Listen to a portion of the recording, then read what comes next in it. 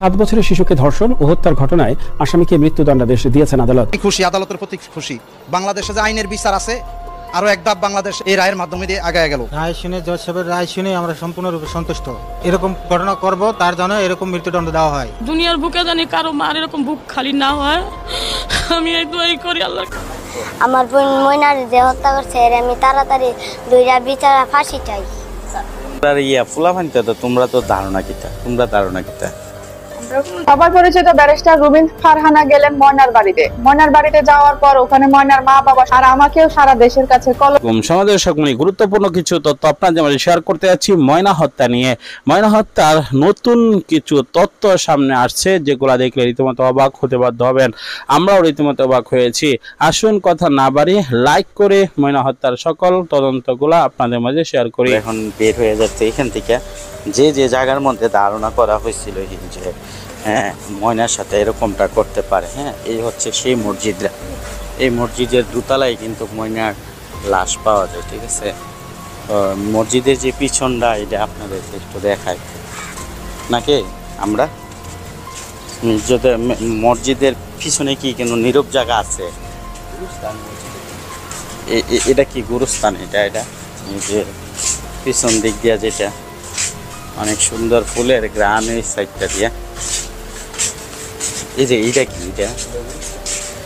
এটা হচ্ছে সেই গুরুস্থান। এই যে এটা যেটা দেখতে পাচ্ছেন এই জায়গাটা পিছন দিক দিয়েও তো কোনো মানে একদম নিরিবিলি না। ঘটনা তুলে এই সাইডটার ভিতরেই ঘটছে, ঠিক না? এই সাইডটার ভিতরেই ধারণা করতেছে যে ঘটছে। তো যাই হোক, আমরা আপনাদেরকে দেখাইছি যে এই হচ্ছে সেই ঘরটা যেটার মধ্যে ধারণা করা হয়েছিল প্রাথমিকভাবে যে এইখানে বুঝি ময়নার আটকায় রাখা হয়েছিল। ওটা রাতের বেলায় হয়তো বা ঘটনাটা ঘটায় এরকম ধরনের গ্রামবাসী কিছু বক্তব্য দিয়েছিল।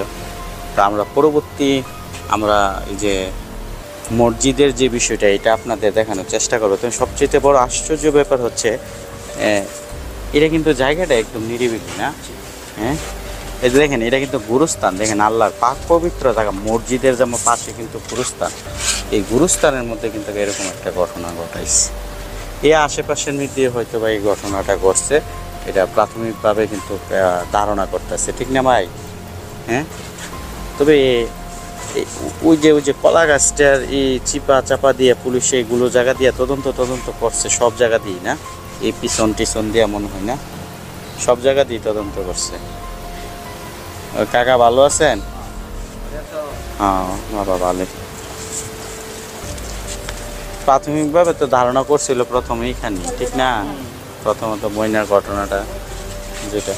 আচ্ছা যাই হোক, সবার পরিচিত ব্যারিস্টার রুবিন ফারহানা গেলেন ময়নার বাড়িতে। ময়নার বাড়িতে যাওয়ার পর ওখানে ময়নার মা বাবা সবাই উপস্থিত ছিলেন।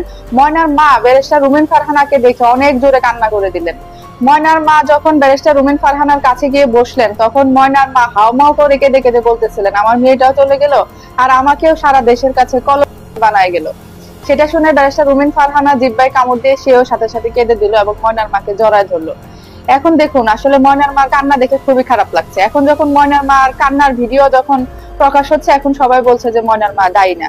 এর আগে যখন ময়নার মা ক্যামেরার সামনে এসে মানে ঝরঝরি কথা বলেছিল তখন বলেছিল যে কেমন নিষ্ঠুর মা, আর এখন আবার বলতেছে যে ময়নার মা দায়ী না। মানে পাবলিক হচ্ছে যে মানুষের কান্না দেখে বিচারকের আসনে বসায় এক একজনকে এক এক রকম বানায় ফেলে, এই হচ্ছে অবস্থা। আর যখন সবাই বলতেছিল যে ময়নার মা দায়ী, ইভেন ময়নার বাবাও যখন এই ধরনের ইঙ্গিতপূর্ণ কথা বলেছিল, কিন্তু আমার কথা হচ্ছে, জনগণের কথা হচ্ছে যে তাহলে মসজিদের হুজুর আর মুয়াজ্জিনকে নিয়ে গেল, ময়নার মা এবং চাচাকে কেন নিল না? এটা কিন্তু সবারই প্রশ্ন এবং সবাই কমেন্ট বক্সে অনেক কমেন্ট করছেন বা অনেকে মতামত জানাচ্ছেন যে ময়নার মাকে কেন এখনো বাইরে রেখেছেন, ময়নার মাকে কেন এখনো জিজ্ঞেস করা হচ্ছে না কিছু।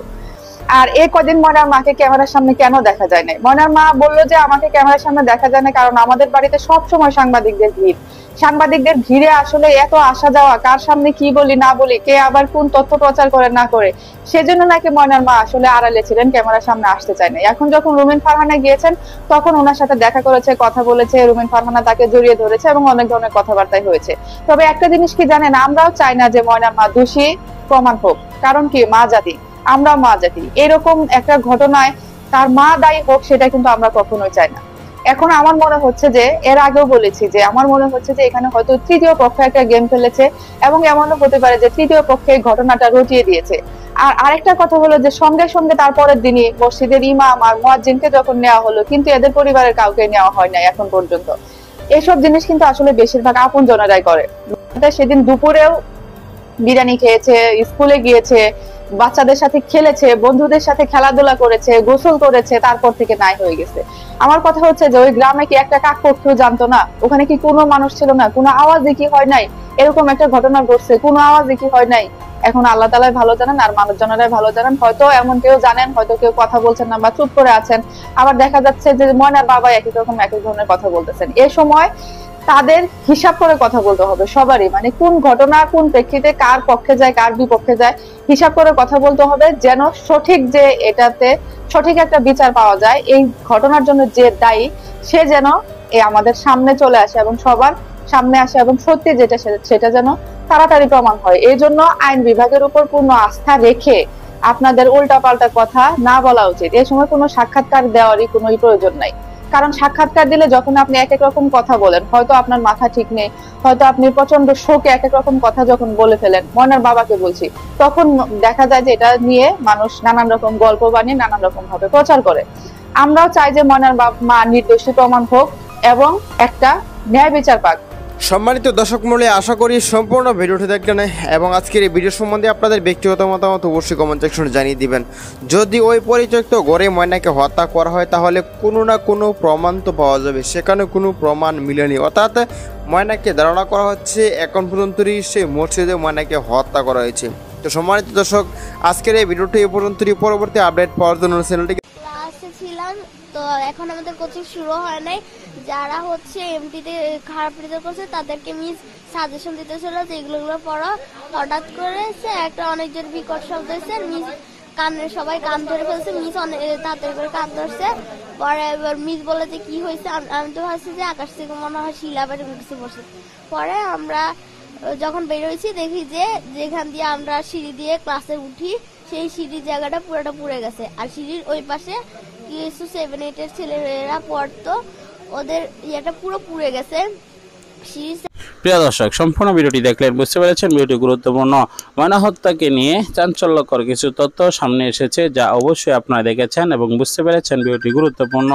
আমরা চাই সুষ্ঠুভাবে সবকিছু যেন সমাধান করা হয় এবং সুষ্ঠুতার সহিত যেন ময়না হত্যার বিষয়টি ক্লিয়ার করা হয়।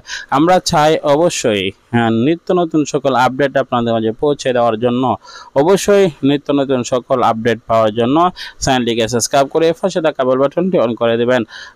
আজকের মতো বিদায় নিচ্ছি, দেখা হবে অন্য কোনো ভিডিওতে। সেই পর্যন্ত ভালো থাকুন, সুস্থ থাকুন। আসসালামু আলাইকুম রহমতুল্লাহ।